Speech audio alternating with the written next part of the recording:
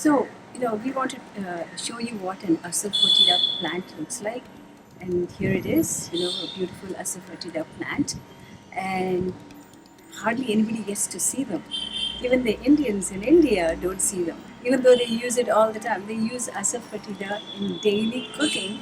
And yet, many of us don't know how the plant looks like. And here's this beautiful plant. Now, this is a smaller variety, small plant, but it grows much bigger. It grows at least to 8 to 10 feet tall, and it has beautiful yellow flowers. But where does the asafoetida come from? The spice asafoetida. It's really a bark resin. It is a resin that comes, like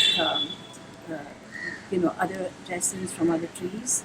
It puts out the resin, and that's the resin that you take out, and that is what is called asafoetida. Now, so let me show you how the gum resin looks like, because you can do so much with it. When they're cooking, they use it in different formats. So what I want to show you is, here is the chunk that comes out, right? The gum resin that just comes out of the tree. So we use this, and this, when it's completely dried, can be broken. I just take a little hammer and break it like this, and then it's broken. And then once it's broken, they come into small chunks like this. As you can see, these are small little chunks. Chunks are the ones we can use because they're good for frying. So when you put it in a little oil and fry it, it becomes very good. You can even dry fry them. Then you have the powder. Here is the Asafoetida powder, as you can see. Look at this powder. And this is the powder. I normally hesitate to use the powder. Why? Because you never know. There could be additives in them. Unless you made your own powder, if you purchase them from a store, the possibility is that it has some additives.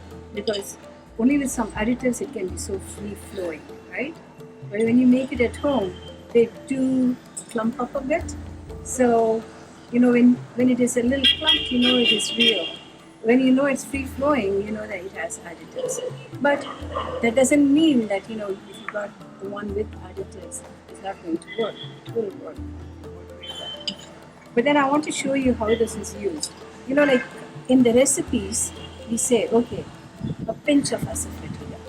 So a pinch would mean a pinch like this, okay? We can call it a pinch of asafoetida like this.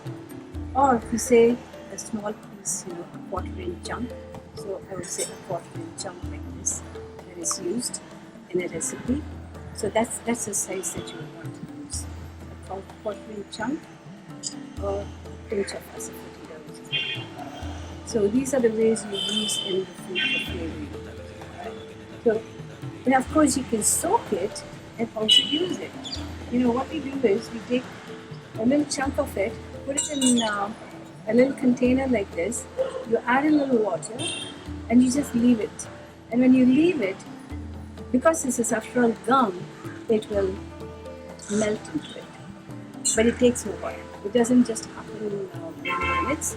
It'll happen like in an hour or so, but it will have melted into it, and it will have become an asafoetida like syrup. So when you see the syrup in there, you can use the syrup. So these are the ways we talk about. In a recipe book, you will see, the ways they say, okay, you can use a little asafoetida syrup, then you know how the syrup comes about. When they say use a little bit of asafoetida powder, a pinch of asafoetida powder, you know that you have to use this powder, right? And then when they say use a little piece of chunk, then you know how to use a chunk. But then some recipes may call for the chunk to be sauteed and crushed. So I'm going to show you how to saute and then piece of asafoetida. So I'm going to start the stove.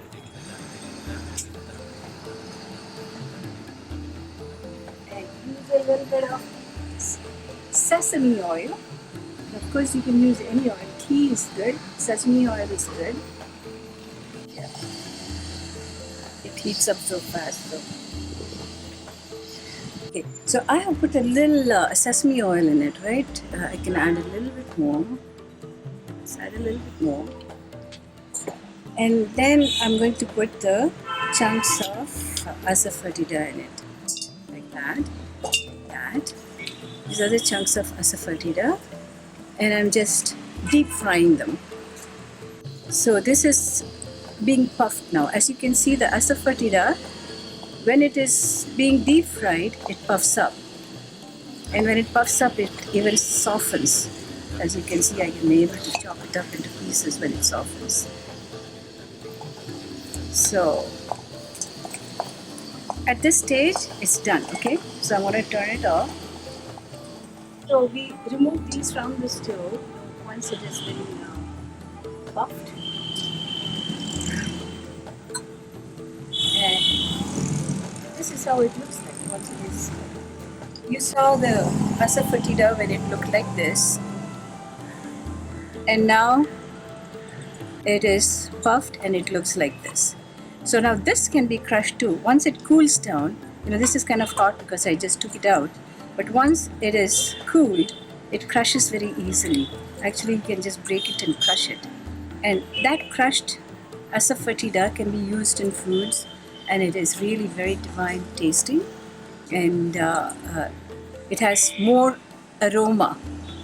The raw one has a certain aroma, a different type of an aroma, and the one that has been fried has a different aroma, a fried aroma, but it's really absolutely divine and delicious taste. So this is how we use Asafoetida.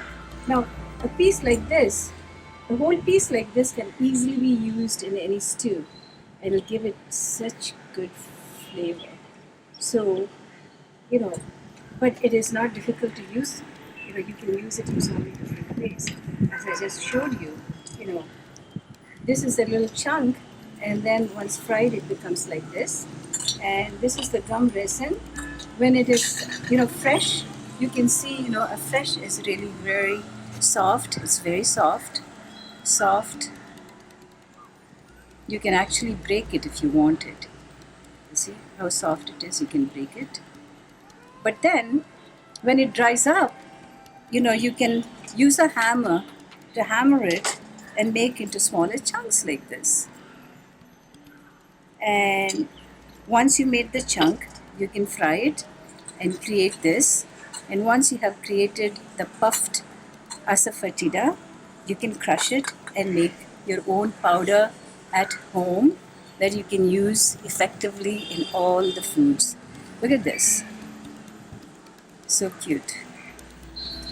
So this is the Asafoetida powder. Pinch like that. You take a little thing and use a pinch like that.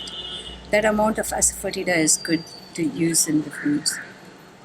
But when you have a large pot, you're making some sambars too and things like that, then a big chunk like this is pretty good. You can just drop a whole chunk, because in the heat, all of this will melt away. Then you won't find any solid pieces in there. It's all melted into the food. It's melted into the syrup, the sauce. So it's really good. So that's how we use Asafoetida. So you know how the plant looks like now. You know how tall it grows. It grows up to maybe 12 feet tall. It has beautiful yellow flowers. Just abundance of flowers. And then the gum resin that comes out of this plant, this beautiful plant, is what you're seeing here, and it is a spice. And we use it in everyday cooking in South India. Try it sometimes and you'll see how amazing and delicious your food is.